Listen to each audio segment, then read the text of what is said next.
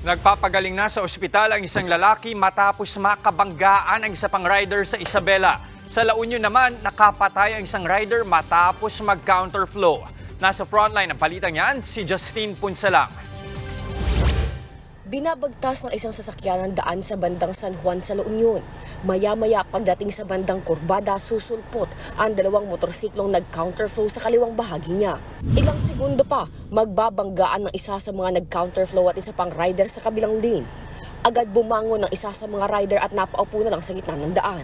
Ayon sa uploader ng video, pumanaw umano ang rider na nasa tamang linya.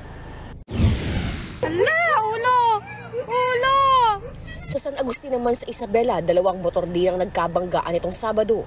Bumulagta sa kalsada ang lalaking yan, katabi ng minamanehong motorsiklo, habang tumilapon sa kanal ang isa pang rider ng malaking motor. Kinilala ang rider ng mas maliit na motor na si Alan Baliwag na nagpapagaling sa ospital. Base sa investigasyon, pauwi galing ng Lamay si Baliwag nang makabanggaan ng rider na kasali sa isang motorcycle event. Mas grabe raw ang sinapit ni Baliwag dahil wala siyang suot na helmet ng maaksidente. Nagpaalala naman ng mga pulis na laging magsuot ng helmet kapag nasa kalsada.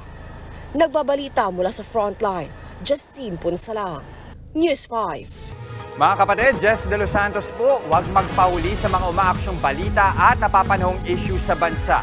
Para sa mas malawak na balitaan, mag-subscribe at mag-follow sa social media pages ng News 5.